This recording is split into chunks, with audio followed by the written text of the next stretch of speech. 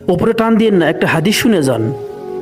আমরা সেই নবীর উম্মত যিনি নিজের মেয়ের জন্য জান্নাতের সুপারিশ করবেন না, অথচ আল্লাহকে বলে রেখেছেন আমার একটা উম্মতও যদি জাহান্নামে যায় আমি নবী আপনার বানানো জান্নাতে প্রবেশ করব না।